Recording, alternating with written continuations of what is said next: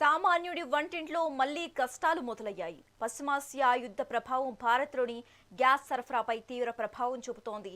గత కొన్ని రోజులుగా సిలిండర్ల కోసం వినియోగదారులు పడుతున్న ఇబ్బందులు అన్నీ ఇన్ని కావు.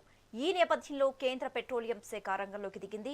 గ్యాస్ కొరతను అధిగమించేందుకు బ్లాక్ మార్కెటింగ్ను అరికట్టేందుకు దేశవ్యాప్తంగా స్పెషల్ డ్రైవ్ ప్రారంభించింది. అక్రమ నిల్వలు చేసే వారిపై ఉక్కుపాదం మోపుతోంది. అసలు కొత్త నిబంధనలు ఏంటి? ప్రభుత్వం చేపట్టిన చర్యలేంటి?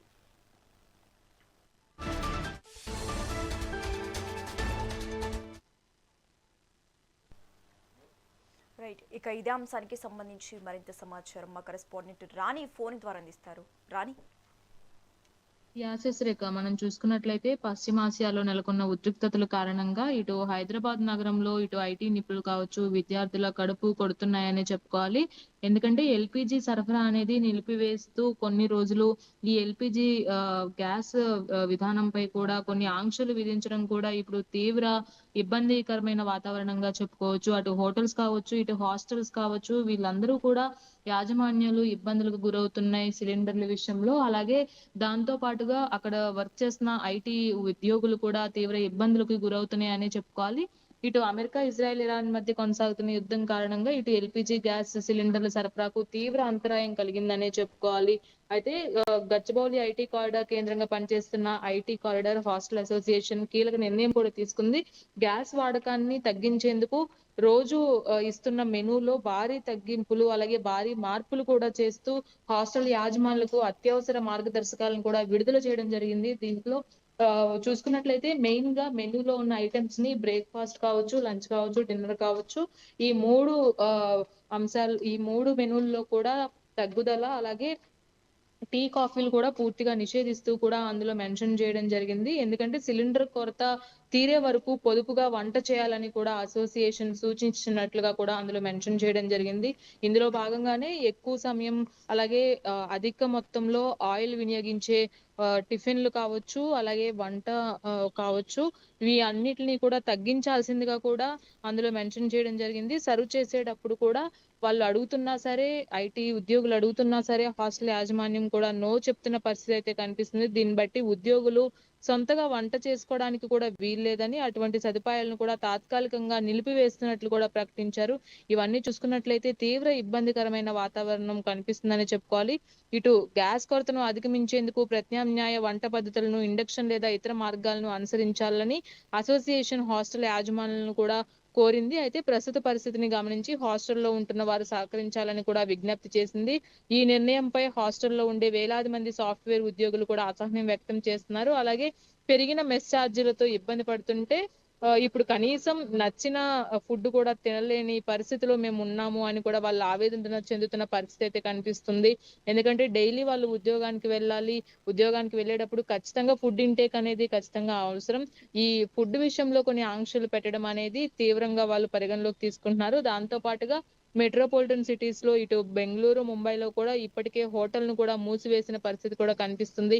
గ్యాస్ సరఫరా సాధారణ స్థితికి వచ్చే వరకు కూడా ఈ ఇబ్బందులు తప్పేలా కనిపించట్లేదు. ఎందుకంటే ఇటు హోటల్‌కి స్టిక్ ఆన్ అయిని చాలా మంది, ఇటు స్విగ్గీ ఆర్డర్స్ తగ్గే అవకాశం ఉంది. చిరు వ్యాపారస్తులు కూడా తీవ్ర ఇబ్బందికి గురయ్యే అవకాశం ఎక్కువగా కనిపిస్తుంది. కాబట్టి ఇవన్నీ పరిగణలోకి తీసుకొని కేంద్ర ప్రభుత్వం కూడా ప్రత్యామ్నాయంగా కొన్ని ఆహ్, ఈ గ్యాస్ సరఫరాలో కొన్ని ఆంక్షలను కూడా విధించినప్పటికీ కూడా దీనికి ప్రత్యామ్నాయంగా ఎలాంటి విధానాలు తీసుకురావాలి అనే విషయంలో కూడా వాళ్ళు ముందుకు వెళ్తున్న పరిస్థితి కనిపిస్తుంది. బుకింగ్స్ దాదాపుగా 25 రోజుల గడువుకైతే పెంచారు. ఈ 25 రోజులు గడువు ముగిస్తే తప్పించి ఈ గ్యాస్ వచ్చే అవకాశం కూడా ఎక్కువగా కనిపిస్తలేదు. అందులోనూ సిలిండర్లు దారి మళ్లిస్తే ఇటు బ్లాక్ మార్కెటింగ్ కూడా ఎక్కువగా అయ్యే అవకాశం ఉంది. కాబట్టి దీనిపైన కూడా ఎక్కువగా దృష్టి పెట్టే అవకాశం కూడా కనిపిస్తుంది.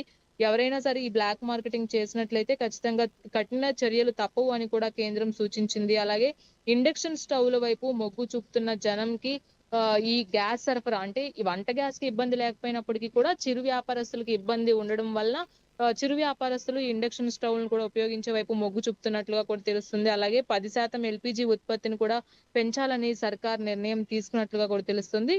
అలాగే ఇతర దేశాల నుండి గ్యాస్ దిగుమతి చేసేందుకు కూడా కొన్ని ఒప్పందాలను కూడా కేంద్రం చేస్తున్నట్లుగా కూడా తెలుస్తుంది. మరో 15 రోజుల్లో పరిస్థితి కుదుటపడే ఛాన్స్ ఉన్నా కూడా ఈ 15-20 రోజుల వరకు కూడా ఇలాంటి ఇబ్బందులు తప్పవని కూడా అందరూ భావిస్తున్నారు. తీవ్రంగా నష్టపోతున్న వ్యాపారస్తులు కావచ్చు, ఇటు ఐటీ ఉద్యోగులు కావచ్చు, వీళ్ళందరూ కూడా అసహనం వ్యక్తం చేస్తున్న పరిస్థితి అయితే మనకు కనిపిస్తుంది శశిరేఖ. రాణి, హోటళ్లు అలాగే రెస్టారెంట్లపై దీని ప్రభావం ఎంతవరకు ఉండే అవకాశం ఉంది అంటారు?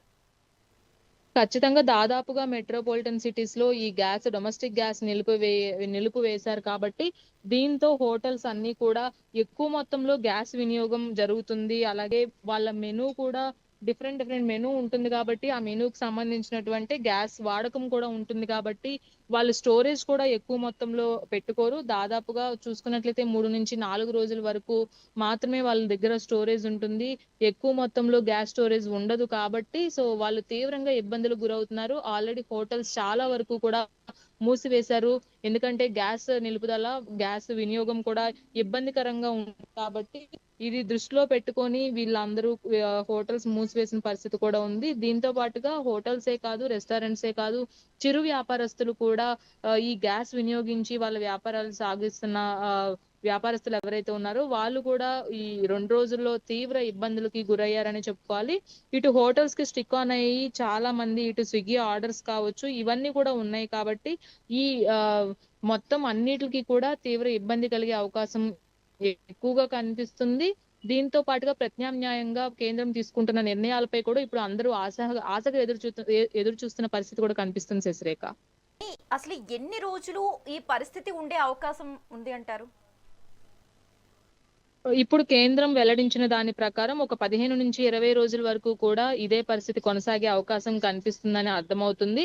ఈ 20 రోజుల్లో దీనిపైన ఒక నిర్ణయం తీసుకొని ఇతర దేశాల నుంచి గ్యాస్ సరఫరా రావాలా? ఒకవేళ తీసుకుని వస్తే ఛార్జీలు ఏమన్నా పెంచుతారా? ఈ 15-20 రోజుల పాటు ఏర్పడిన కొరతను పూడ్చడానికి, అలాగే ఇతర దేశాల నుంచి తీసుకురావడానికి టైమ్ ఆఫ్ ట్రావెల్ ఎక్కువగా ఉంటుంది. అలాగే వాళ్ళకి దిగుమతి చేసే టైంలో ఛార్జెస్ కూడా ఎక్కువగా పడే అవకాశం ఉంది కాబట్టి వీటన్నిటిని దృష్టిలో ఉంచుకొని ఛార్జీలు పెంచి ఇటు డొమెస్టిక్ గ్యాస్ ని రిలీజ్ చేయాలా, ఇటు హోటల్స్ కి కావచ్చు, ఇటు హాస్టల్ కి కావచ్చు.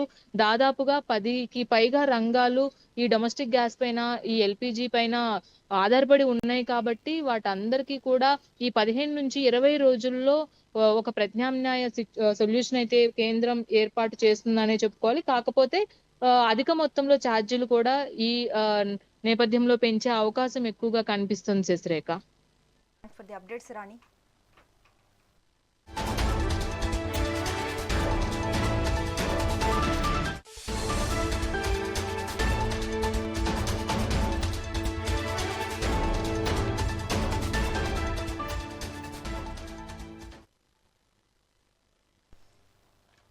ఇరాన్ ఇజ్రాయెల్ యుద్ధం వల్ల హర్ముజ్ జలసంధి మార్గం మూతబడ్డంతో భారత్కు రావాల్సిన 50% పైగా గ్యాస్ దిగుమతులు నిలిచిపోయాయి.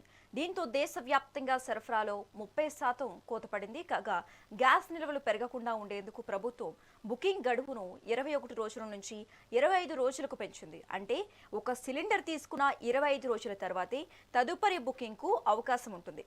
గృహ అవసరాలకు ఇబ్బంది కలగకుండా ఉండేందుకు హోటళ్లు, రెస్టారెంట్లకు ఇచ్చే కమర్షియల్ సిలిండర్ల సరఫరాను ప్రభుత్వం తాత్కాలికంగా పరిమితం చేస్తుంది. దీనివల్ల హైదరాబాద్, ముంబై వంటి నగరాల్లో 20% హోటళ్లు మూతపడ్డాయి. గ్యాస్ ఉత్పత్తిని పెంచాలని కేంద్ర కేబినెట్ నిర్ణయం తీసుకుంది. దీంతో అక్రమ నిల్వలపై ప్రభుత్వం స్పెషల్ డ్రైవ్ ఏర్పాటు చేసింది. గ్యాస్ డీలర్లు, ఏజెంట్ల వద్ద తనిఖీలు చేపట్టాలని పౌర సరఫరాల శాఖ అధికారులను ప్రభుత్వం ఆదేశించింది. డొమెస్టిక్ సిలిండర్లను కమర్షియల్ అవసరాలకు మళ్లిస్తే కఠిన చర్యలు తప్పవని హెచ్చరించింది. ఈ తరుణంలో భారతదేశ వ్యాప్తంగా 10% ఎల్పీజీ ఉత్పత్తిని పెంచాలని సర్కార్ నిర్ణయం తీసుకుంది. కేవలం పశ్చిమాసియాపైనే కాకుండా రష్యా మరియు ఇతర దేశాల నుంచి గ్యాస్ దిగుమతి చేసుకునేందుకు కేంద్రం ఒప్పందాలు చేసుకుంటోంది. మరో 15 రోజుల్లో పరిస్థితి కుదుట పడుతుందని అధికారులు భరోసా ఇస్తున్నారు.